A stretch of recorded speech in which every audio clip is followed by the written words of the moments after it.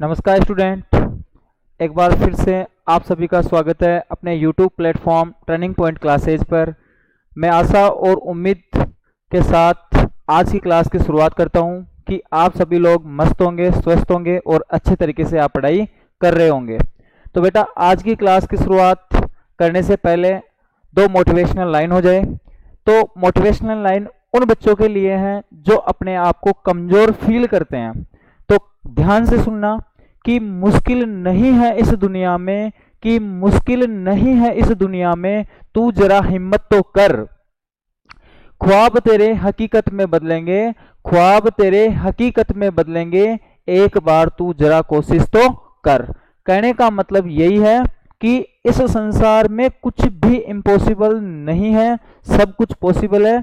एक बार अपने को हिम्मत करके अपने काम की शुरुआत करनी चाहिए, न कि पहले ही अपने सामने कोई भी प्रॉब्लम हो उसको देखकर मुंह मोड़ ले। इससे बेटर है कि एक बार आप ट्राई करो, सफलता आपको अवश्य मिलेगी। तो बेटा, आज की क्लास में बता देता हूं, कक्षा 10th के साथ साथ कंपटीशन के जो भी विद्यार्थी हैं उनके लिए भी क्लास बेहद इंपॉर्टेंट है, क्योंकि पास में ही रेलवे ग्रुप डी का एग्जाम भी आने वाला है 2 महीने के बाद में लगभग।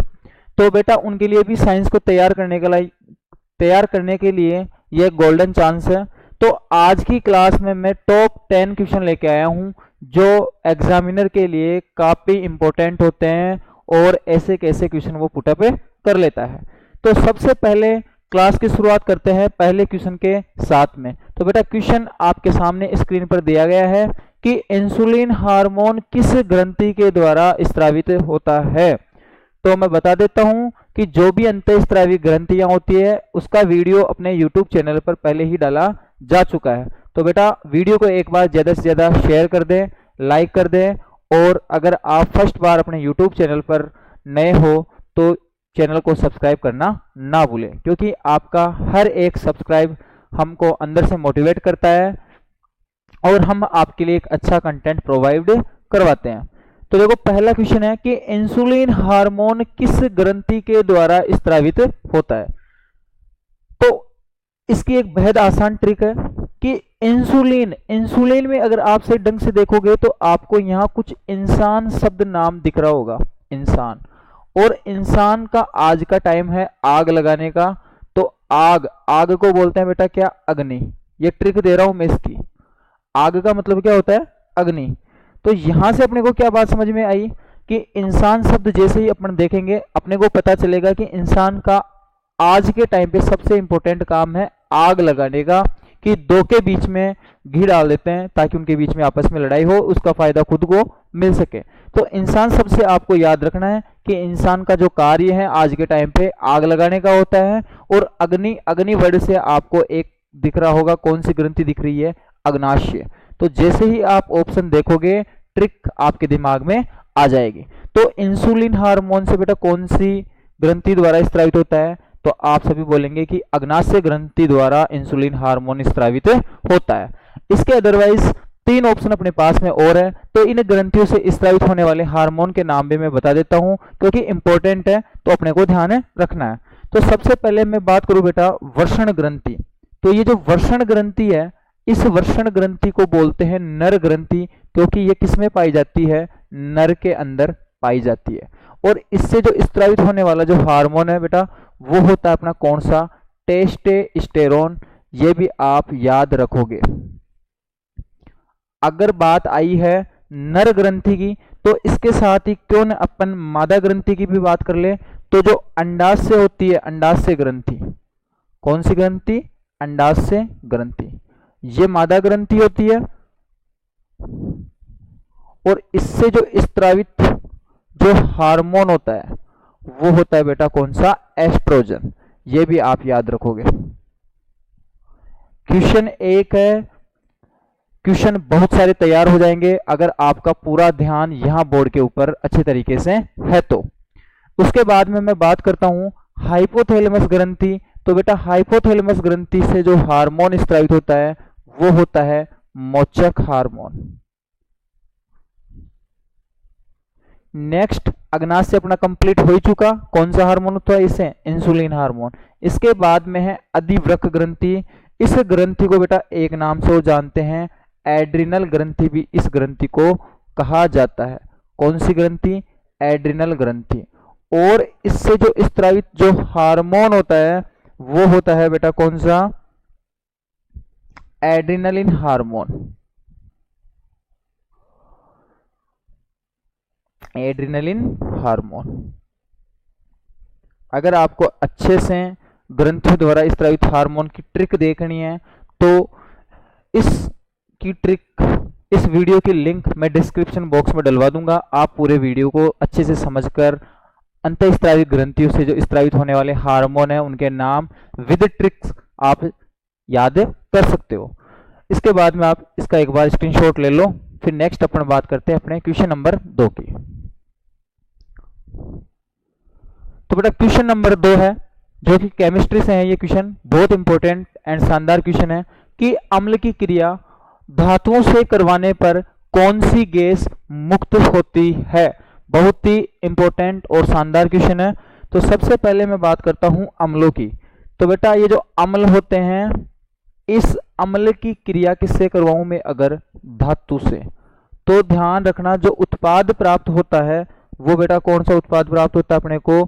एक तो बनता है लवण, और उसके साथ में जो गैस मुक्त होती है वो होती है हाइड्रोजन गैस। कौन सी गैस? हाइड्रोजन। इसको किससे रिप्रेजेंट करते हैं? H2 से। तो ऑप्शन में हाइड्रोजन भी मिल सकता है, H2 भी मिल सकता है। तो क्वेश्चन अपना यही था कि अम्ल की क्रिया धातु से करवाने पर, तो अम्ल की रिएक्शन किससे हो रही है? मेटल से, धातु से। तो अपने को जो प्रोडक्ट मिल रहे हैं, तो बेटा ध्यान रखना ये जो होते हैं ये कहलाते हैं अपने उत्पाद, प्रोडक्ट, और ये कहलाते हैं अभिकारक, रिएक्टेंट बोलते हैं इनको इंग्लिश में। ये आप ध्यान रखोगे। तो सीधा सा क्वेश्चन यही था कि अम्ल की क्रिया धातु से कराने पर कौन सी गैस मुक्त होती है। तो अपना आंसर क्या हो जाएगा? Hydrogen gas. कौन सा है हाइड्रोजन गैस? इसमें D4 ढक्कन अपना उत्तर हो जाएगा। इसके अदरवाइज आपको जो बातें ध्यान रखनी है वो कौन सी रखनी है कि अम्ल की क्रिया अगर मैं करा दूं धातु कार्बोनेट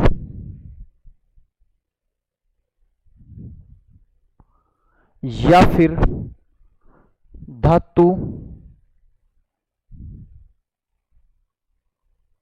हाइड्रोजन कार्बोनेट, तो इसके जो रिएक्टेंट, जो उत्पाद बनेंगे, जो प्रोडक्ट इसका बनेगा वो बनेगा बेटा एक तो लवण बनेगा, इसके साथ में अपना बनेगा जल बनेगा H2O, और इसके साथ में एक और जो अपने इंपॉर्टेंट है वो बनेगी CO2, बोले तो कार्बन डाइऑक्साइड गैस। तो ध्यान रखना कि धातु की क्रिया अम्ल से होती है तो हाइड्रोजन गैस मुक्त होती है, और अम्ल की क्रिया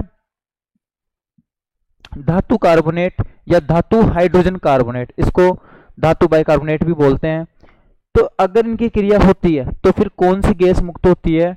कार्बन डाइऑक्साइड गैस मुक्त होती है। दोनों क्वेश्चन आपको ध्यान रखने हैं। H2 कब होगा? जब ओनली क्रिया किससे हो? धातु से। अगर अदरवाइज धातु कार्बोनेट या धातु हाइड्रोजन कार्बोनेट अगर अपने क्वेश्चन में आता है तो इसका उत्तर क्या हो जाएगा? कार्बन डाइऑक्साइड इसका जवाब हो जाएगा। यहां तक अगर क्लियर हो तो क्वेश्चन नंबर 3 की अपन चर्चा कर लेते हैं। क्वेश्चन नंबर 3 है कि किसी लेंस की क्षमता ज्ञात करो जिसकी फोकस दूरी 25 सेंटीमीटर हो। फिजिक्स का इंपॉर्टेंट क्वेश्चन है, प्रकाश वाले पार्ट से क्वेश्चन आया है। तो लेंस की क्षमता, तो बेटा ध्यान रखना लेंस की जो क्षमता होती है इसकी बात थोड़ी सी मैं बता देता हूं। इसको P से रिप्रेजेंट करते हैं, और इसका जो फॉर्मूला अपने पास में बनेगा वो होता है 1/F। F का मतलब यहां होती है फोकस दूरी। यहां तक क्लियर है? फॉर्मूला सबको याद रखना है, इस बात का आप ध्यान रखोगे। सबसे पहले मोस्ट इंपोर्टेंट बात जो इसमें है, ध्यान रखना कि ये जो फोकस दूरी मैं लूंगा वो हमेशा मेरे को लेनी है मीटर में। किस में लेनी है? मीटर में। सबसे इंपॉर्टेंट बात, यहां तक बात समझ में आई। दूसरी बात आप सभी बच्चे ध्यान रखेंगे कि इस लेंस की समता का जो मात्रक होता है वो बेटा क्या होता है? मोस्ट वांटेड क्वेश्चन है, बहुत बार क्वेश्चन पूछा गया है कि लेंस की समता का मात्रक क्या होता है। तो लेंस की समता का मात्रक जो होता है बेटा वो होता है डायोप्टर, जिसको किससे लिखते हैं? डी से। डायोप्टर है ये, ठीक है। यहां तक बात समझ में आई। अब अपना क्वेश्चन क्या था इसकी मैं बात करता हूं। तो अपने को क्वेश्चन में दिया गया है कि फोकस दूरी, जो इसका सॉल्यूशन है वो करवा रहा हूं बेटा। एफ का मान कितना दिया गया है? 25 सेंटीमीटर। लेकिन मैंने अभी आपको एक बात बोली थी कि फोकस दूरी अपने को किस में लेनी है? मीटर में। तो मेरे को इसमें को किस में कन्वर्ट करना पड़ेगा? मीटर में। तो 25 सेंटीमीटर को अगर मैं मीटर में कन्वर्ट करूं तो मेरे को क्या मिलेगा बेटा? 25/100। ध्यान रखना, मीटर से अगर आप किस में जा रहे हो? सेंटीमीटर में, तो आपको करनी है 100 से गुणा। 100 से क्या करनी है? गुणा। और अगर आप सेंटीमीटर से मीटर में जा रहे हो तो 100 से क्या कर देना? भाग। ये बात ध्यान रखना। अगर मीटर से सेंटीमीटर में जा रहे हो तो 100 से इंटू कर दो, और सेंटीमीटर से मीटर में जा रहे हो तो 100 से क्या कर दो? भाग कर दो। तो इस प्रकार मैं इसको अगर सॉल्व करूं तो 25 का भाग 100 में देता हूं तो कितनी बार जाता है? 4 बार। अब ये वैल्यू मेरी किस में चेंज हो चुकी बेटा? मीटर में। यहां तक बात समझ में आ गई होगी। अब मेरे को इस एफ की वैल्यू को कहां रखना है? फॉर्मूले में रखना है। तो लेंस की समता पूछा था, तो 1/f, एफ का मान कितना दिया गया है? 1/4। जब इसको सोल्व करेंगे तो 4 कहां चला जाएगा? ऊपर, और 1 कहां जाएगा? नीचे। तो क्या बन गया? 4। अभी मैंने दूसरी बात क्या बोली थी कि लेंस की समता का मात्रक जो होता है बेटा वो क्या होता है? डायोप्टर। तो अपना उत्तर कितना आ गया? 4 डायोप्टर। तो option number B for baby अपना उत्तर हो जाएगा। दो छोटी छोटी बातें हैं वो भी मैं साथ के साथ क्लियर करवा देता हूं, क्योंकि यही क्वेश्चन ऐसे भी पूछा जा सकता है कि लेंस की प्रकृति क्या होगी। प्रकृति का मतलब कि लेंस उत्तल होगा या अवतल होगा। इसके लिए अपने को थोड़ी सी छोटी सी बात पता रहनी चाहिए, और वो बात कौन सी है? तो ध्यान रखना कि लेंस की समता अगर P का मान किस में आ जाए बेटा? प्लस में, या फिर P का मान किस में आ सकता है? माइनस में। दोनों पॉसिबिलिटी है। अगर P की वैल्यू अपने पास में पॉजिटिव मिलती है, धनात्मक मिलती है, इसका मतलब है कि जो मेरा जो लेंस होगा बेटा वो कौन सा होगा? वो मेरा होगा उत्तल लेंस। कौन सा लेंस होगा? उत्तल लेंस। अब P पॉजिटिव कब आएगा? जब F पॉजिटिव होगा। तो सीधी सी बात है कि लेंस की फोकस दूरी अगर प्लस की है तो लेंस किस प्रकृति का है? उत्तल लेंस का है। अगर P का मान मेरे को माइनस का मिल जाए तो मैं बोल सकता हूं कि जो मेरा लेंस है बेटा वो कौन सा है? अवतल लेंस है। अवतल लेंस। यहां तक बात समझ में आ गई। तो अगर मैं आपको इस लेंस की प्रकृति पूछूं तो ये लेंस किस टाइप का लेंस है, तो आप बोलोगे कि P का मान 4 डायोप्टर आया है, तो मतलब प्लस का आया है। इसका मतलब ये उत्तर हो जाएगा कौन सा लेंस है? ये उत्तल लेंस है। ये बात आपको अच्छे तरीके से नोट करनी है। दूसरी बात, कभी कभी क्या होता है कि लेंस का मात्रक डायोप्टर, सभी बच्चे इसको रट के बैठ जाते हैं कि लेंस की क्षमता का मात्रक क्या होता है? डायोप्टर। लेकिन एग्जामिनर अगर थोड़ा सा दिमाग लगा ले, वो डायोप्टर ऑप्शन में नहीं दे, तो 100 में से मानो लगभग बच्चे इस क्वेश्चन को क्या कर देंगे? गलत। लेकिन अगर इस क्लास को आप ले रहे हो तो एक एक कंसेप्ट आपके दिमाग में उतारेंगे, वो भी एक अच्छे तरीके से। तो ध्यान रखना, अपन ऐसा काम ही नहीं छोड़े कि एग्जामिनर को सोचने का मौका मिल जाए। तो डायोप्टर ऑप्शन में नहीं हो तो फिर अपने का उत्तर कौन सा हो जाएगा? तो मीटर -1, मीटर -1, या फिर प्रति मीटर, प्रति मीटर, इसका क्या हो जाएगा? मात्रक हो जाएगा। तीनों बातें अपने को ध्यान रखनी है। तो ये लेंस की क्षमता से रिलेटेड क्वेश्चन मैंने करवा दिया है, इसका पूरा कंसेप्ट भी आपको समझा दिया है। अब बात करते हैं बेटा क्वेश्चन नंबर 4 की। क्वेश्चन नंबर 4 है, वही फिजिक्स का क्वेश्चन है कि फ्लेमिंग के वाम हस्त नियम अनुसार मध्यमा, किसकी बात कर रहा है बेटा? ये मध्यमा की किस की दिशा को प्रदर्शित करती है। अब मैं बता देता हूं फ्लेमिंग का वाम हस्त नियम क्या होता है। देखो फ्लेमिंग ने बताया कि बायां हाथ, कौन सा हाथ लेना अपने को, वाम हस्त बोला है, वाम का मतलब क्या हो जाएगा, बायां हाथ, ठीक है। तो मैं इस बाएं हाथ की बात कर रहा हूं। इसमें देखो बेटा तीन बातें बता रहा हूं, तीनों को ध्यान रखना। सबसे पहला ये है अपना कौन सा, अंगूठा।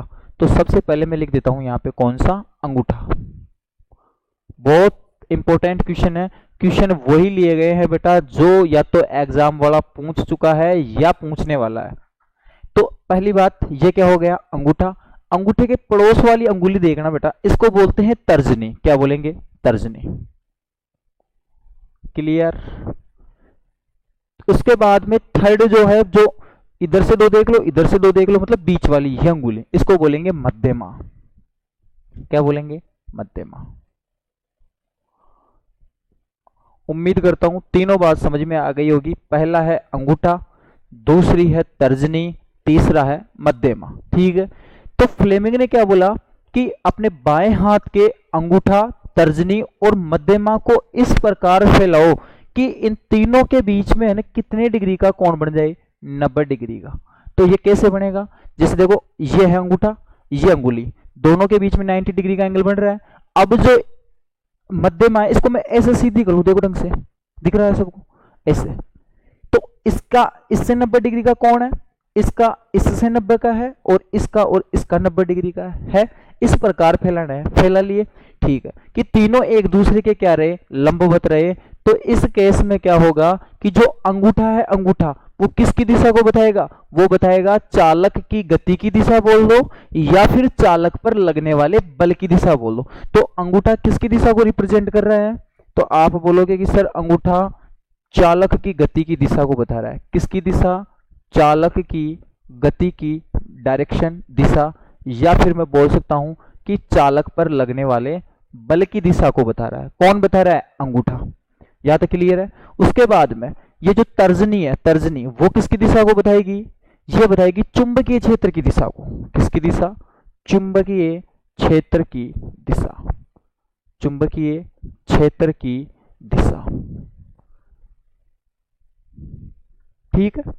इसके बाद में बच गई अपनी मध्यमा। तो मध्यमा किसकी दिशा को बता रही है, तो आप बोलोगे मध्यमा बताएगी बेटा विद्युत धारा की दिशा को। किसकी दिशा को, विद्युत धारा की दिशा। अब अपना क्वेश्चन पे आ जाओ। क्वेश्चन क्या पूछा है, क्वेश्चन पूछा है कि वामहस्त नियम के अनुसार मध्यमा किसकी दिशा को रिप्रेजेंट कर रही है। आप बोलोगे कि मध्यमा किसकी दिशा को बता रही है बेटा, विद्युत धारा की दिशा को। तो अपना आंसर कौन सा हो जाएगा, सी फॉर कैटरीना कैफ इस क्वेश्चन का जवाब हो जाएगा। अगर क्वेश्चन पूछ ले कि किसकी दिशा को बता रहा है, तो आप बोलोगे अंगूठा चालक की गति की दिशा को बताएगा। एग्जामिनर तर्जनी के बारे में पूछे तो चुंबकीय क्षेत्र की दिशा को बताएगा। क्वेश्चन पूछे मध्यमा तो विद्युत धारा की दिशा को। क्वेश्चन पूछ ले कि इनके बीच में एंगल कितने डिग्री का बनता है, कोण कितने डिग्री का बनता है, तो आप सभी लोग बोलोगे 90 डिग्री का एंगल बनता है। अब सबसे बड़ी समस्या क्या है, तो समस्या का ही तो समाधान अपन कर रहे हैं। तो समस्या तो अपने पास में ये है कि सर तीनों बातों में कंफ्यूजन पैदा हो जाएगा, तो इनको याद कैसे रखें। तो इसकी शानदार मजेदार ट्रिक दे रहा हूं आपको। छोटा सा एक शब्द याद रखना है, बच विद्या। क्या याद रखना है, बच विद्या, बच विद्या। अब ये बच विद्या क्या है, ये बच विद्या ही आपको बताएगी। केवल आपको तीनों नाम याद रखने हैं, अंगूठा, तर्जनी, मध्यमा, ठीक है। तो पहले नंबर पे कौन आ रहा है, अंगूठा। तो अंगूठा किसकी दिशा को बताएगा बेटा, बल की दिशा को। पहले नंबर पे आ रहा है, तो बल, बल का मतलब समझ जाना, चालक की गति की दिशा। क्योंकि गति कब होगी, जब उसके ऊपर अपन फोर्स लगाएंगे, उसके ऊपर अपन बल लगाएंगे।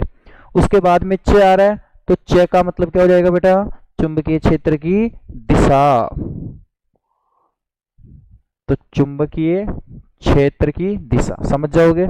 उसके बाद में देखो ढंग से विद्या दिख रही है, विद्या थर्ड नंबर पे आ रही है, थर्ड पे अपना मध्यम आ रहा है, तो किसकी दिशा हो जाएगी, विद्युत धारा की दिशा। सपने में भी कोई थप्पड़ मार के आपसे पूछेगा ना कि बेटा बता मध्यमा किसकी दिशा को बताएगी, तो आप बोलोगे बच विद्या विद्युत धारा की दिशा को। मतलब सपने में भी आपको ये बातें याद रहेगी। बस फोकस बोर्ड पे होना चाहिए, टाइम वेस्ट अपने को कुछ करना है नहीं। तो अगर समझ में आई बात तो एक बार आप इस ट्रिक को, इस फ्लेमिंग के वामस नियम को समझ गए होंगे, तो एक बार इसको आप नोट करिए। नेक्स्ट बात करते हैं क्वेश्चन नंबर 5 की। क्वेश्चन नंबर 5 है बुझा हुआ चूना का रासायनिक सूत्र क्या है। क्वेश्चन है केमिस्ट्री से, तीनों सब्जेक्टों को अपन लेके चल रहे हैं, बायो भी है, फिजिक्स भी है, केमिस्ट्री है। अगर आपको वीडियो पसंद आता है तो बेटा कमेंट बॉक्स में एक बार बता देना वीडियो एंडिंग के बाद में, स्किप बिल्कुल भी मत करना। यहाँ 10 क्वेश्चन नहीं है बेटा, अगर सही ढंग से समझोगे तो 10 कंसेप्ट है, इनमें बहुत सारे क्वेश्चन आएंगे, ठीक है, और क्वेश्चन यहीं से फंसने वाले हैं। तो बात करते हैं अपने क्वेश्चन की। तो क्वेश्चन क्या है कि बुझा हुआ चूना, किसकी बात हो रही है, बुझा हुआ चूना। एक होगा बिना बुझा हुआ चूना, तो दोनों क्या है, क्या फर्क है, तो ध्यान से सुनना, ऑप्शन से ही बता देंगे। तो देखो बेटा मैं बता देता हूं, एक तो होता है बिना बुझा हुआ चूना,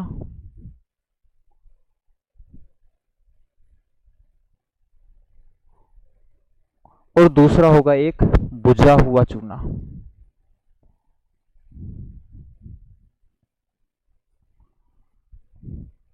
तो बिना बुझा हुआ चूना तो होता है कैल्शियम ऑक्साइड, क्या होगा, कैल्शियम ऑक्साइड।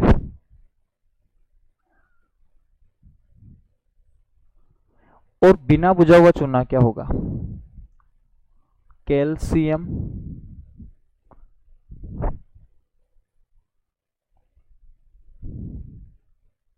हाइड्रोक्साइड। दोनों बेहद बेहद इंपॉर्टेंट है, तो याद रखना इसका जो फॉर्मूला बनेगा कैल्शियम ऑक्साइड का, वो तो क्या होगा, आप बता दोगे, कैल्शियम ऑक्साइड का होता है CaO, और कैल्शियम हाइड्रोक्साइड का क्या होगा, CaOH2 की होल ट्वाइस। आता कैसे है, जब कैल्शियम ऑक्साइड को अपन जल में डालते हैं, किसमें, जल में। देखो रिएक्शन बता देता हूं मैं इसकी थोड़ी सी, कि कैल्शियम ऑक्साइड को जब अपन जल में डालते हैं बेटा, तो अपने को जो प्रोडक्ट बनता है वही प्रोडक्ट क्या होता है, CaOH का होल ट्वाइस, ठीक है। ये बाद की बात है, जब अपन पूरा चैप्टर पढ़ेंगे तब वहां इन क्वेश्चनों को सोल्व करेंगे। अभी के लिए ध्यान रखना है कि बिना बुझा हुआ पूछता है तो कैल्शियम ऑक्साइड, बुझा हुआ चूना पूछता है तो कैल्शियम हाइड्रोक्साइड। अब इनको याद कैसे रखें, दोनों में डाउट रहता है कि एग्जाम के टाइम यही करेंगे, पूछेगा बिना बुझा हुआ अपन करके आएंगे कैल्शियम हाइड्रोक्साइड, पूछेगा बुझा हुआ चूना तो अपन क्या करके आएंगे, कैल्शियम ऑक्साइड। यहां तक क्लियर है। तो इसकी ट्रिक सुनना, ट्रिक्स बता रहा हूं मैं। देखो कोई भी चीज बुझेगी कब, जब वो पहले बिना बुझी हुई होगी, उसको मैं जलाऊंगा, उसके बाद में बुझेगी ना, तो पहले कौन सी आई, बिना बुझी हुई, उसके बाद में कौन सी आएगी, बुझी हुई। तो पहले कौन सा आ रहा है, कैल्शियम ऑक्साइड, छोटा सा था तो बिना बुझा हुआ है तो कैल्शियम ऑक्साइड। अगर पूछता है बुझा हुआ तो आपके दिमाग में याद आनी चाहिए कि बुझेगा कब, जब पहले बिना बुझा हुआ होगा। तो बिना बुझा हुआ पूछे तो कैल्शियम ऑक्साइड, और बाद में कौन आ रहा है, कैल्शियम हाइड्रोक्साइड। इसका मतलब बुझा हुआ चूने का रासायनिक सूत्र कौन सा हो जाएगा बेटा, कैल्शियम हाइड्रोक्साइड, CaOH2 की होल ट्वाइस। यहां तक बात क्लियर है। तो अपने को पूछा था बुझा हुआ चूना, तो बुझा हुआ मतलब बाद में, यहां तक क्लियर है। तो बाद में कौन सा आता है, कैल्शियम हाइड्रोक्साइड। बिफोर बेबी इस क्वेश्चन का जवाब हो जाएगा।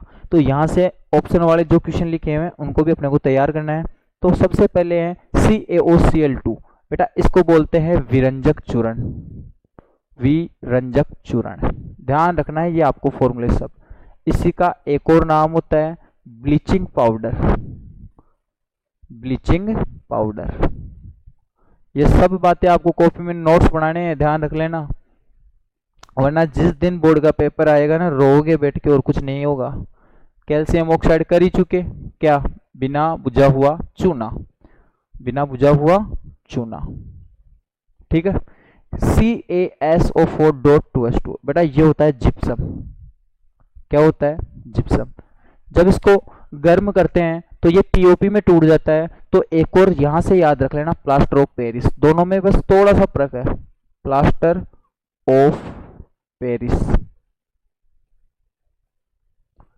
सेम ये का यही है। फर्क क्या है, दो को उल्टा कर दो, तो उल्टा करेंगे तो क्या बनेगा, देखो CaSO4, ये तो भाई दो को उल्टा करेंगे तो क्या बनेगा, 1/2 H2O।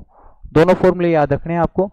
पीओपी पूछे प्लास्टर ऑफ पेरिस तो कैल्शियम सल्फेट अर्धहाइड्रेट, और जिप्सम पूछे तो कैल्शियम सल्फेट डाइहाइड्रेट। ये बाद की बातें हैं, अभी आपको फॉर्मूले इनके याद रखने हैं, इनके रासायनिक सूत्र आपको याद रखने हैं। तो एक बार आप इसका स्क्रीनशॉट लेके नोट कर लीजिए। नेक्स्ट क्वेश्चन नंबर 6 की बात करते हैं कि कमरे के ताप पर द्रव अवस्था में पाए जाने वाली अधातु कौन सी है। याद रखना, धातु दिया है तो अधातु भी पूछ सकता है, अधातु दिया है तो धातु भी पूछ सकता है। तो दोनों ही क्वेश्चन में एक ही साथ में तैयार करवा देता हूं। किस पर? कमरे के ताप पर द्रव अवस्था में, ठीक है, यहां तक द्रव अवस्था में पाई जाने वाली अधातु कौन सी है। तो मैं दोनों ही बातें कर लेता हूं यहां से बेटा। अगर अपने को पूछता है क्या? धातु। क्या पूछता है? धातु। कौन सी धातु? कमरे के ताप पर द्रव अवस्था में पाई जाने वाली धातु, या वो पूछेगा अधातु। अगर धातु पूछता है तो आप उत्तर करोगे बेटा क्या? पारा। पारे को ही क्या बोलते हैं? मरकरी भी बोलते हैं। इसका जो प्रतीक होगा वो क्या होगा? Hg। उसके बाद में पूछूं अधातु, अगर वो पूछता है तो आप क्या जवाब दोगे? Bromine, Br2। ठीक है, यहां तक। तो अपने को क्वेश्चन क्या पूछा है कि कमरे के ताप पर द्रव अवस्था में पाई जाने वाली अधातु कौन सी है। तो अपना जो जवाब होगा बेटा वो क्या हो जाएगा? ब्रोमीन। इस क्वेश्चन का उत्तर हो जाएगा। अगर क्वेश्चन धातु के बारे में पूछता तो अपना जवाब क्या हो जाता? पारा या मरकरी, जो कि पहले ऑप्शन में दिया गया है। तो दो क्वेश्चन यहां से तैयार हुए। उसके बाद में मैं बात कर लेता हूं ऑप्शन नंबर सी कि ये ग्रेफाइट क्या है बेटा? ये भी अधातु है, आयोडीन भी क्या है? अधातु। तो वैसे देखो, धातु और धातु के अगर डिफरेंस पढ़ोगे, इनमें अंतर पढ़ोगे, तो आपको वहां पता चलेगा कि अधातु में विद्युत की सुचालक नहीं होती, कुचालक होती है। अधातुओं की बात कर रहा हूं मैं, विद्युत की क्या होती है? कुचालक। लेकिन ये जो ग्रेफाइट है ना, ये बेटा क्या है? एक अपवाद है। ये क्या होता है? विद्युत की क्या है? ये सुचालक, विद्युत की सुचालक। और ये है क्या? धातु या अधातु? तो आप बोलोगे कि सर ये क्या है? अधातु। उसके बाद में मैं बात करूं, आयोडीन भी क्या है? अधातु, लेकिन ये भी एक अपवाद है। ये क्या होती है? सबसे चमकीली होती है।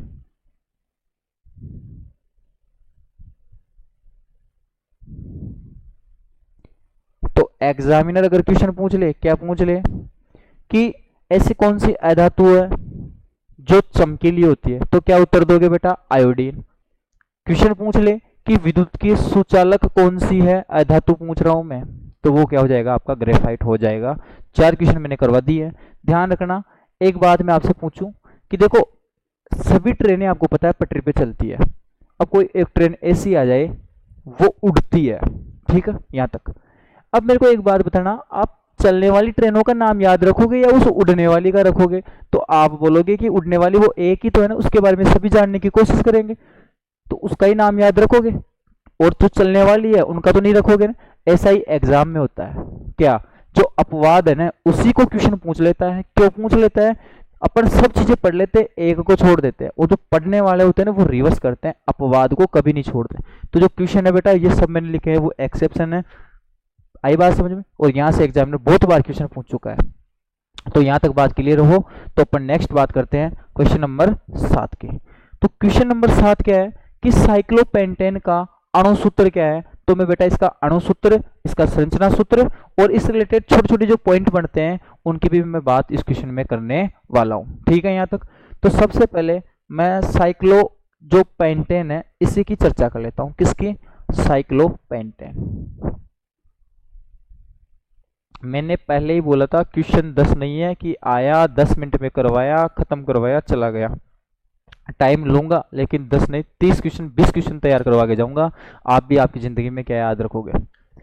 तो साइक्लोपेंटेन की मैं बात करता हूं। देखो, pent pent pent pent pent का मतलब 5, तो सी कितना हो जाएगा इसके अंदर? 5। अब आपको H के लिए करना होगा इसका डबल, तो कितना हो गया बेटा? C5H10 इस क्वेश्चन का जवाब हो जाएगा। ये हो गया इसका अणु सूत्र। कौन सा सूत्र? अणु सूत्र। याद रखने का तरीका बता दिया। Pent pent pent pent science में बोलते हैं 5 को। यहां तक बात समझ में आई? तो 5 कार्बन है तो हाइड्रोजन को कितने कर दो, डबल कर दो, तो H कितने हो जाएंगे 10। इसकी संरचना सूत्र बनाऊं तो देखो कैसे बनेगा। C है, दरवाजा सभी ने देखा होगा, ये C, ये C, ये C और ये भी क्या हो गया C। देखो 5 हो गए ना। अब इसको इससे क्या कर दो, मिला दो। यहां तक बात समझ में आई? प्रत्येक कार्बन को 4 चाहिए, 4 बंध बनाने पड़ते हैं, ठीक है। तो इनके अपने को जोड़ने हैं हाइड्रोजन। देखो 1 2 बंध तो बना रखा है ना इसने, 10 बांटने हैं तो सबको कितने कितने मिल जाएंगे बेटा, 2 2। 2 इसको मिलेंगे, 2 ही किसको मिलेंगे, इसको, 2 ही इसको दे दो और 2 ही आप इसको दे दो। यहां तक बात समझ में आई? हो गया। गिन लो, C 5 है, H कितनी बार है, 10 बार। चलो यहां तक के क्वेश्चन अपने कंप्लीट है। H को एक बैलेंस ही करनी होती है, एक बंध बन रहा है इसका, यहां तक कोई दिक्कत नहीं होगी। तो ये हो गई इसकी क्या, संरचना सूत्र। कौन सा, संरचना सूत्र। अब देखो क्वेश्चन कैसे कैसे पूछ लेगा कि बताओ भाई साइक्लोपेंटेन में द्विबंधों की संख्या कितनी है। अब मेरे को इसकी संरचना देके आप ये बताओ, द्विबंध क्या डबल बॉन्डिंग कहीं दिख रही है क्या, ये वाली? तो आप बोलोगे नहीं दिख रही। आपको मैं पूछूं ये 3 वाली दिख रही है क्या कहीं पे, तो आप बोलोगे नहीं सर ये भी हमारे को नहीं दिख रही। तो सीधा सीधा सा मेरा कहने का मतलब यही है कि यहां आपको केवल और केवल क्या दिख रहा है, सिंगल बॉन्ड दिख रहा है। अरे एकल बंध दिख रहा है कि नहीं दिख रहा? तो ये तो हो गए एकल बंध, ये हो जाएगा द्विबंध और ये क्या हो जाएगा अपना त्रिबंध। तो इनकी संख्या पूछ लेता है कि बताओ भाई साइक्लोपेंटेन के अंदर एकल बंध कितने होते हैं, द्विबंध कितने होते हैं, त्रिबंध कितने होते हैं। तो मैं गिनता हूं कि त्रिबंध तो कितने हो जाएंगे 0, द्विबंध भी कितने हो जाएंगे 0। अब बचा है कौन, एकल बंध। तो एकल बंध गिन लो 1 2, तो 10 तो बार बार हो गए, 11 12 13 14 15। तो कितने एकल बंध हो गए बेटा इसके अंदर, 15 एकल बंध हो गए। यहां तक बात समझ में आई? इसके अदरवाइज देखो और क्वेश्चन पूछ सकता है, साइक्लोपेंटेन दिया है ना, तो अपना क्वेश्चन तो साइक्लोपेंटेन के अकॉर्डिंग इसका उत्तर क्या हो जाएगा। साइक्लोपेंटेन का क्या बताना था अपने को, अणु सूत्र। तो 5 वाला कौन सा है, ये तो C5H10 इस क्वेश्चन का क्या हो जाएगा, जवाब हो जाएगा। तो ऑप्शन नंबर कौन सा हो गया, बी। और B4 क्या होती है, बेबी। इस क्वेश्चन का जवाब हो जाएगा। यहां तक बात क्लियर हो? अब मैं बात कर लेता हूं C6H6 किसका अणुसूत्र है। तो बेटा ये होता है बेंजीन का। किसका होता है, बेंजीन का। तो जब बेंजीन की बात आई है तो बेंजीन की भी बात करेंगे। C6H12 है, ये किसका होता है, जैसे साइक्लोपेंटेन था तो ये होगा बेटा साइक्लोहेक्सेन। किसका होगा, साइक्लोहेक्सेन का। और C4H10, तो जब कार्बन की संख्या 4 होती है तो उसको नाम अपन देते हैं ब्यूट। ये सब बातों का फुल वीडियो में लेके आऊंगा, पूरा चैप्टर का करवाएंगे। उससे पहले ये केवल प्रैक्टिस के लिए मैं ये क्वेश्चन करवा रहा हूं। तो बेटा 4 कार्बन तो ब्यूट, 4 की डबल है 8 प्लस 2 करें तो क्या सी श्रृंखला बन जाएगी, एल्केन श्रेणी। इसका मतलब इसका नाम क्या है, ब्यूटेन है। तो जो मोस्ट इंपोर्टेंट थे वो इसमें कौन कौन से थे, एक तो बेंजीन है, साइक्लोपेंटेन है और साइक्लोहेक्सेन है। तो जिस जिस बच्चे के ये बात समझ में आ गई उसको एक बात तो समझ में आ जाएगी, किसकी, साइक्लोहेक्सेन की। इसका अगर मैं तुम्हारे से संरचना सूत्र बनवाऊं तो आराम से बना सकते हो। देखो ये 1 2 3 4 5 कार्बन है ना, तो इस बॉन्ड को हटा के मैं नीचे नहीं जोड़ सकता क्या, जैसे 3 ऊपर वैसे ही 3 नीचे। तो कैसे, 1 2 3 4 5 6 बन गए। सबको कितने कितने दोगे, 2 2 H, 1 2 1 2 1 2, इसको भी 2 मिल जाएंगे, इसको भी कितने मिल जाएंगे 2, इसको भी कितने मिल जाएंगे 2। अब ये बातें आपको बतानी है कि इसमें एकल बंध कितने होंगे, द्विबंध कितने होंगे, त्रिबंध कितने होंगे। तो आप इनका जवाब दे सकते हो। एकल बंध गिनोगे तो देखो 12 तो बाहर बाहर हो गए, अंदर कितने हो जाएंगे, 1 2 3 4 5 6, 1 2 3 4 5 6। तो एकल बंधों की संख्या इसमें कितनी हो जाएगी, 18 हो जाएगी। द्विबंध कितने हो जाएंगे 0, और त्रिबंध भी इसमें कितने हो जाएंगे 0। तो जैसे अपन ने ऐसे लिखा था वैसे आप इसके भी नोट कर सकते हो। अब एक छोटी सी बात अपन बेंजीन की भी कर लेते हैं। तो देखो बेटा बेंजीन क्वेश्चन इंपॉर्टेंट है, इसलिए मैं इस क्वेश्चन को पूरा सोल्व कर रहा हूं, इसकी बिल्कुल भी मत करना वरना लेने के देने भी पड़ जाएंगे। तो बेंजीन बेंजीन का जो सूत्र होता है वो बेटा होता है C6H6, दिख रहा होगा आपको यहाँ से, ये बात तो क्लियर है। उसके बाद में इसकी जो संरचना सूत्र होता है वो देखो क्या होता है, जैसे ये बनाए हो ना, ये साइक्लोहेक्सेन बनाए हो सबने, वैसा का वैसा बनता है 1 2 3 4 5 6 हो गया, 3 नीचे है 3 ऊपर है। H कितनी बार है 6 बार, तो एक एक कार्बन को एक एक H दे सकता हूं क्या मैं? आप बोलोगे बिल्कुल सर दे सकते हो, कोई समस्या नहीं है, यहां तो कोई प्रॉब्लम नहीं है। अब आगे देखो, समस्या तो यहां हो गई कि कार्बन को कितने करने पड़ते हैं बेटा 4 बंधों करने पड़ते हैं। अभी प्रेजेंट में इसके 3 ही हो रहे हैं, तो इसको सेटिस्फाइड करने के लिए मेरे को कहीं ना कहीं यहाँ पे द्विबंध डालना पड़ेगा। तो बाहर तो मैं दे नहीं सकता, क्यों? क्योंकि हाइड्रोजन की बैलेंस एक होती है, उसको एकल बंध चाहिए उसको तो एक ही, लेकिन यहाँ दो नहीं दे सकते। तो फिर मैं क्या करूं, कहीं पे भी जो कार्बन कार्बन घूम रहा है ना यहाँ पे, कहीं पे भी द्विबंध चिपका दो एक जगह, इधर चिपका दो या इधर चिपका दो, आपका मन है। जैसे मान लो मैंने यहाँ लगा दिया, हो गया।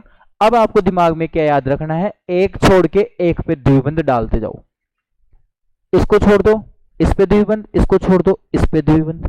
कोई बच्चा अगर इसके करता है तो इधर से एक छोड़ोगे इस पे लग जाएगा, एक छोड़ोगे इस पे लग जाएगा। इसीलिए बेंजीन का सीधा सा स्ट्रक्चर कुछ इस टाइप से, इसका मतलब भी बेटा बेंजीन ही होता है। ये भी किसका चित्र है, बेंजीन का। जब आगे की क्लासों में आप पढ़ोगे तो ये बात आपके आसानी से समझ में आ जाएगी। अभी के लिए आपके लिए ये इंपॉर्टेंट है। अब देखो यहाँ पे मैं आपसे पूछूं कि एकल बंध कितने हैं, तो आप क्या बताओगे, गिनोगे? 5 6 तो बाहर है, 3 अंदर है, तो इसमें एकल बंध कितने हो जाएंगे इसके अंदर? तो आप बोलोगे कि जो एकल बंध है सर वो कितने हो जाएंगे, वो आप बोलोगे कितने, 6 बाहर थे 3 अंदर थे, तो कितने हो गए 9। मैं पूछूं कि द्विबंध कितने हैं, तो आप बोलोगे कि द्विबंध कितने दिख रहे हैं आपको 3, और त्रिबंध कितने दिख रहे हैं इसके अंदर 0। तो इस प्रकार इस क्वेश्चन की फुल डिटेल मैंने आपको दे दी है, तो आप इसका स्क्रीनशॉट लेके इस क्वेश्चन के नोट्स तैयार कर लेना। नेक्स्ट क्वेश्चन नंबर बात करते हैं बेटा, क्वेश्चन नंबर 8 की। क्वेश्चन नंबर 8 है कि निम्न में से किसे द्वितीयक पोषी स्तर के नाम से जाना जाता है? कौन सा? द्वितीयक पोषी स्तर। अब मैं आपको एक बार पोषी स्तर समझा देता हूं, जिसके पोषी स्तर समझ में आ जाएगा उसके पूरा क्वेश्चन समझ में आ जाएगा। तो सबसे पहले पोषी स्तर में आते हैं उत्पाद। क्या नाम आते हैं बेटा? उत्पादक। क्या नाम आएगा? उत्पादक। ठीक है। उसके बाद में उत्पादक किनको बोलते हैं? उत्पादक बोलते हैं बेटा स्वपोषी को। और स्वपोषी कौन से होते हैं? जिसमें प्रकाश संश्लेषण की क्या होती है, क्षमता होती है। जैसे इनके एग्जाम्पल भी मैं साथ ही साथ दे रहा हूं, जैसे जैसे जैसे पेड़ पौधे हो गए, पादप मान लो, पादप ही क्या है? स्वपोषी। क्यों? क्योंकि पेड़ पौधों में ही प्रकाश संश्लेषण की क्षमता पाई जाती है। उसके बाद में अपने आता है प्राथमिक उपभोक्ता। क्या आता है बेटा? प्राथमिक उपभोक्ता। अब उपभोक्ता क्या होते हैं? जो वस्तुओं का क्या करते हैं? उपभोग करते हैं। तो जैसे ही पेड़ पौधे होंगे, पेड़ पौधों को कोई ना कोई खाएगा, वो कहलाएगा शाकाहारी जंतु। क्या कहलाएगा? शाकाहारी जंतु। जैसे इसका एग्जाम्पल ले लिया अपन, जैसे बकरी ले लिया मैंने, क्या ले लिया? बकरी। तो बकरी किसको खा गई? पेड़ पौधों को। ठीक है। उसके बाद में मैं बात करूं कि प्राथमिक उपभोक्ता के बाद में बेटा आएगा द्वितीयक उपभोक्ता। ये जो उपभोक्ता है वो कौन सा होगा? द्वितीयक। कौन सा होगा बेटा? द्वितीयक। उसके बाद में जो उपभोक्ता आएगा वो कौन सा आएगा? तृतीयक उपभोक्ता। कौन सा आएगा? तृतीयक उपभोक्ता।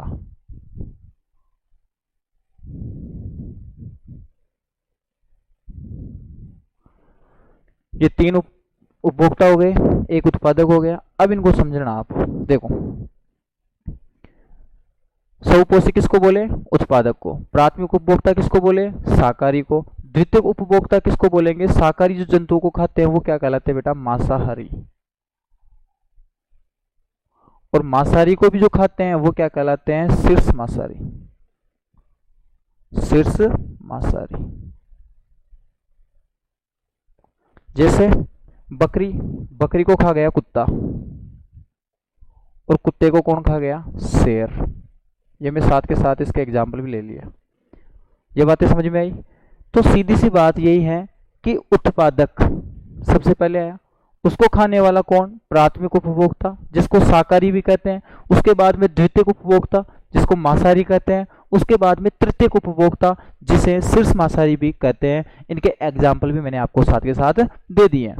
यहां तक बात क्लियर है? अब पोषी स्तर क्या होता है? देखो बेटा, जो पहले नंबर पे आया वो कहलाएगा कौन सा? प्रथम पोषी स्तर। बात समझ में आ गई क्या? तो प्रथम पोषी स्तर पूछ ले तो अपने को उत्तर क्या देना है? उत्पादक। द्वितीय पोषी स्तर पूछ ले तो अपने को क्या देना है? प्राथमिक उपभोक्ता। तो कौन सा पोषी स्तर हो गया? द्वितीयक। अपने को पूछ ले कौन सा? तृतीयक। तो कौन सा हो जाएगा बेटा? द्वितीयक उपभोक्ता ही अपना कौन सा हो जाएगा? तृतीयक पोषी स्तर हो गया। और लास्ट एंड फाइनल अपना कौन सा हो जाएगा? चतुर्थ पोषी स्तर या चौथा पोषी स्तर। और इसी को किस नाम से जानेंगे? तृतीयक उपभोक्ता या शीर्ष मांसाहारी भी इसको कहते हैं। ये तो फुल बेसिक डायग्राम मैंने बता दिया है। इसमें से कैसे भी क्वेश्चन पूछे, इंपॉर्टेंट पॉइंट था, इसमें से कोई सा भी क्वेश्चन पूछा जा सकता है। अब अपने को पूछा क्या था बेटा? द्वितीयक पोषी स्तर। तो द्वितीयक पोषी स्तर अपना कौन सा आया बताओगे आप लोग? तो आप बोलोगे कि सर द्वितीयक पोषी स्तर ये है। तो इनमें से कुछ भी ऑप्शन में दिया जा सकता है कि प्राथमिक उपभोक्ता भी दे सकता है, शाकाहारी जंतु भी वो ऑप्शन में दे सकता है। तो ऑप्शन चेक करेंगे तो अपने को दिया गया है उत्पादक, प्राथमिक उपभोक्ता, द्वितीयक उपभोक्ता या तृतीयक उपभोक्ता। तो अपना उत्तर कौन सा हो जाएगा? Before baby. एक बार फिर से इस क्वेश्चन का जवाब हो जाएगा। यहां तक बात क्लियर है? तो क्वेश्चन नंबर 9 की बात कर लेते हैं कि किलोवाट घंटा किसका मात्रक है? फिजिक्स का क्वेश्चन है, यूनिट का, मात्रकों का। और एक क्वेश्चन बोर्ड के पेपर में आपको देखने को मिल जाएगा। बोर्ड के पेपर में क्या, अदरवाइज जब तक साइंस चलेगी जब तक ये क्वेश्चन देखने को मिलते हैं। तो मैं बात कर लेता हूं किलोवाट घंटा। तो किलोवाट घंटा, ध्यान रखना,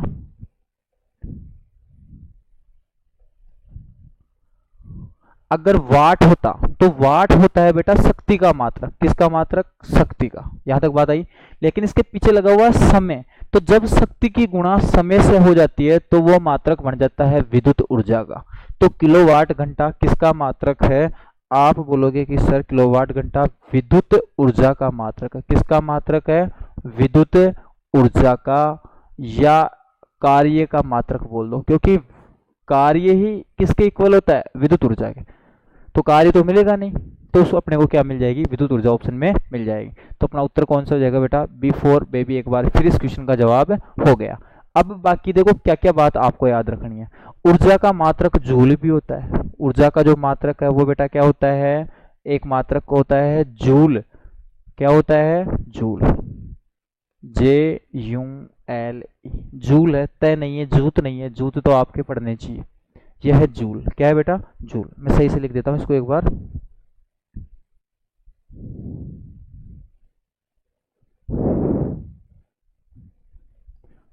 तो इसका मात्रक क्या है? जूल।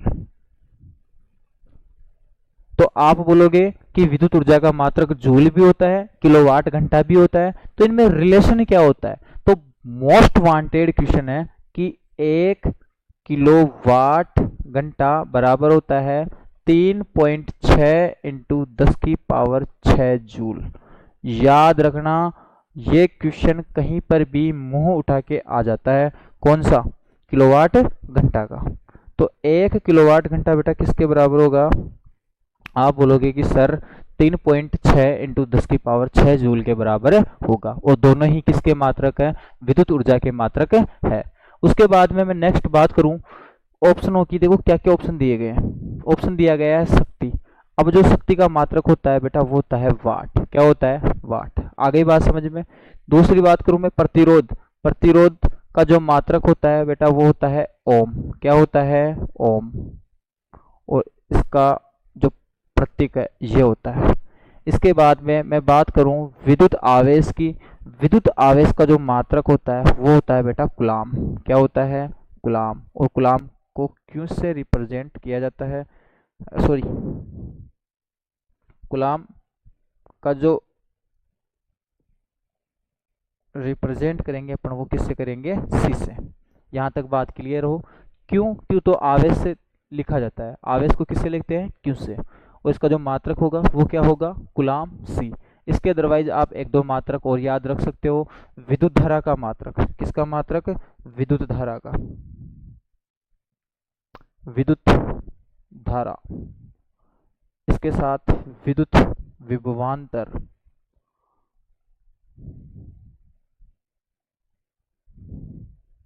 तो विद्युत धारा का जो मात्रक होता है वो होता है एमीटर बोल दो या एमीटर बोल दो। विद्युत विभवांतर का मात्रक होता है बेटा वोल्ट। वोल्ट को लिखते हैं वी से, एमीटर को लिखते हैं ए से। तो एक बार आप इसको स्क्रीनशॉट ले लीजिए। फिर next last and final question है कि सिरका में कौन सा अम्ल पाया जाता है? सिरका, तो ध्यान रखना है सिरका सिरका सिरका। तो सबसे पहले जो सिरका की मैं बात कर लेता हूँ। जो सिरका होगा इसमें कौन सा अम्ल पाया जाता है? तो बेटा ध्यान रखना, सिरका में जो अम्ल पाया जाता है वो पाया जाता है एसिटिक अम्ल। एसिटिक अम्ल। और इसी का ही एक और नाम होता है कौन सा? एथेनोइक अम्ल। क्या नाम होता है? एथेनोइक अम्ल। इसका अगर आपको कोई फॉर्मूला पूछ ले, CH3COOH, ये किसका है? कार्बोक्सिलिक अम्ल समूह से संबंधित है। ये बाद की बातें हैं। अभी जो मैंने इंपॉर्टेंट बातें बोली है इनको आप याद रखोगे कि जो सिरका होता है उसमें कौन सा अम्ल पाया जाता है, तो आप बोलोगे एसिटिक अम्ल इसमें पाया जाता है। एसिटिक अम्ल ऑप्शन में न देकर कौन सा ऑप्शन दिया जा सकता है? एथेनोइक अम्ल भी इसको भी बोलते हैं। CH3COH इसका क्या होता है? फॉर्मूला होता है। यहाँ तक क्लियर हो तो अपना उत्तर कौन सा हो जाएगा बेटा? एसिटिक अम्ल। B4 बाहुबली इस क्वेश्चन का क्या हो जाएगा? जवाब हो जाएगा। यहाँ तक क्लियर है? अब चार ऑप्शन दिए गए हैं। तो फॉर्मिक अम्ल, तो ये देखो फॉर्मिक अम्ल किस में पाया जाता है? सबसे पहले इस फॉर्मिक अम्ल का नाम है मेथेनोइक अम्ल। मेथेनोइक अम्ल, कंफ्यूज मत होना, दोनों ही नाम एक ही हैं। इसी का फॉर्मूला होता है HCOOH। ये अब किस किस में पाया जाता है? देखो ये पाया जाएगा बेटा एक तो चींटी का डंक। किसमें? चींटी का डंक। या फिर एक पादप होता है नेटल। तो नेटल का जो डंक होता है उसमें भी कौन सा अम्ल पाया जाता है? मेथेनोइक अम्ल पाया जाता है। उसके बाद में आप याद रखोगे टार्ट्रिक अम्ल, ये पाया जाता है बेटा इमली में। किस में पाया जाता है? इमली में पाया जाता है। तो यहाँ लिखेंगे अपन टार्ट्रिक अम्ल किस में पाया जाएगा? इमली में। ठीक है। ऑक्सैलिक अम्ल जो पाया जाता है बेटा किस में पाया जाता है? टमाटर में। अब इनको याद रखने का जुगाड़ अपने को पता होना चाहिए। तो ध्यान रखेंगे, इसी के साथ आप एक और याद रख सकते हो दही। और जो दही में जो अम्ल पाया जाता है वो कौन सा पाया जाता है? लैक्टिक। कौन सा? लैक्टिक। इसके अलावा आप एक और याद रख सकते हैं, वो हो जाएगा बेटा कौन सा? क्या बोले जिसे? सेब। और सेब में जो पाया जाता है वो पाया जाता है मेलिक अम्ल। कौन सा? मेलिक अम्ल। उसके बाद में नींबू संतरा का भी आप याद रख सकते हो कि नींबू संतरा, इनको बोलते हैं सीट्रिस फल। कौन से फल बोलते हैं इसको? सीट्रिस फल।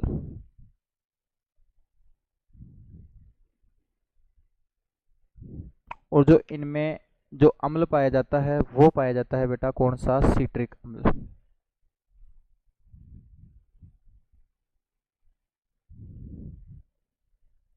अब इनको याद करने के तरीके मैं बता देता हूँ।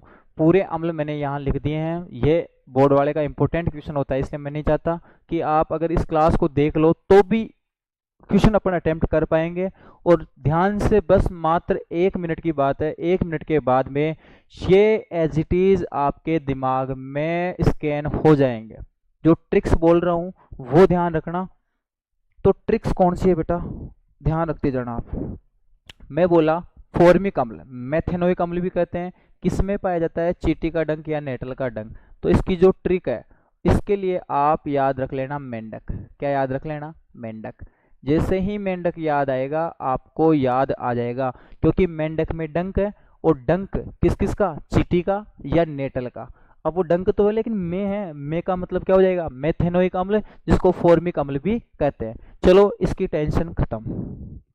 बात करता हूं एसिटिक अम्ल की। एसिटिक अम्ल सिरका में पाया जाता था ना, इसके लिए आप ट्रिक याद रखेंगे बेटा, एसी। क्या याद रखेंगे, AC. AC, A for acetic, C for सिरका। दो बात क्लियर हो। यहां से मैं बात करूं टार्ट्रिक अम्ल, और टार्ट्रिक अम्ल किस में पाया जाता था बेटा, इमली में। तो इसके लिए आप क्या ट्रिक याद रखोगे, ईंट। ईंट से क्या याद रहेगा, ई फॉर इमली, टे फॉर टार्ट्रिक। यहां तक कहानी खत्म आई। उसके बाद में मैं बात करूं टमाटर। इसके लिए आप एक सिंपल सा वर्ड याद कर लो, ओटो। O for oxalic, to for tomato, जिसको टमाटर कहते हैं। हो गई यहां तक समझ में। सेब, अब देखो सेब में मेलिक अम्ल पाया जाता है। जब अपन सेब को काटते हैं ना, तो उसमें कचरा निकलता है, नहीं निकलता अंदर से, उसको मेल बोल सकते हैं ना। तो से ही मेलिक शब्द सुनाई देगा, आपको पता चलेगा कि सेब की बात हुई थी। तो मेलिक अम्ल किस में पाया जाता है, आप बोलोगे सेब में मेलिक अम्ल पाया जाता है। उसके बाद में दही। दही की बात करूं तो देखो कौन सा अम्ल पाया गया था बेटा, लैक्टिक। इसके लिए आप याद रख लो दाल, द फॉर दही, ले फॉर लैक्टिक अम्ल। ठीक है। नींबू, संतरा, इनको सिट्रिस फल बोलते हैं। इनमें कौन सा अम्ल पाया जाता है, सिट्रिक अम्ल पाया जाता है। तो इसके लिए आपको एक को फनी कोई लड़की का नाम हो तो बुरा मत मान जाना बेटा, मेरा इंटेंशन कोई वो नहीं है, केवल मैं याद करवा रहा हूँ। कोई एक निशा नाम की लड़की है। क्या नाम की लड़की है, निशा नाम की लड़की है। तो नी फॉर नींबू, स फॉर संतरा, याद रह जाएगा। तो निशा। अब निशा लड़की है तो लड़कों की आदत क्या होती है, जैसे देखी नारी वैसे बजाएंगे सीटी। तो जैसे ही निशा नाम की लड़की को किसी ने देखा तो उसने क्या बजा दी बेटा, सीटी। किसने, किसी भी लड़के ने मान लो। तो ऐसे आपको याद रहेगा कि सीटी, सीटी का मतलब सीट्रिक अम्ल, किसकी तरफ मार रहा है वो सीटी, नी फॉर नींबू, स फॉर संतरा। इस प्रकार आप इन अम्लों को आसानी से याद रख पाओगे। तो आज की क्लास बेटा यहीं खत्म होती है। आपसे रिक्वेस्ट है कि वीडियो वाकई में आपको अगर क्वेश्चन मज़ेदार लगे तो वीडियो को लाइक कर दें, वीडियो को शेयर कर दें, वीडियो को सब्सक्राइब जरूर कर दें।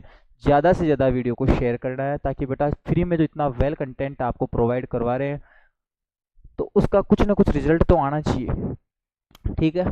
इसके साथ ही आप हमारी जो कोचिंग है टर्निंग पॉइंट क्लासेज, जो अपना यूट्यूब चैनल है, उसको आप सब्सक्राइब जरूर कर लेना। मैं अवी राठौड़। वैसे सब अपना इंट्रोडक्शन स्टार्टिंग में देते हैं, लेकिन मैं अपना इंट्रोडक्शन लास्ट में दे रहा हूँ बेटा। तो मैं अवी राठौड़, साइंस और मैथ एक्सपर्ट। इसके अदरवाइज 2022 एयरफोर्स सेलेक्टेड में हो चुका हूँ। वो किस्मत की बात है, ज्वाइनिंग हुई नहीं हुई, लेकिन बेटा आपके लिए मेहनत करने में हम 1% भी कमी नहीं छोड़ेंगे। जिससे पिछले साल रिजल्ट दिया था उससे भी बेटर। पहले हम ऑफलाइन में करते थे, अब ऑनलाइन के फील्ड में आए हैं, तो बेटा एक बार तो आपका भी रिजल्ट हम तैयार करके देंगे। बस शर्त है आपको करनी पड़ेगी हमारे साथ, हमारी टीम के साथ जुड़कर मेहनत करना आपके हाथ में। ठीक है। बस मैं इतना ही कहूँगा, फिर मिलते हैं, जल्द मिलते हैं।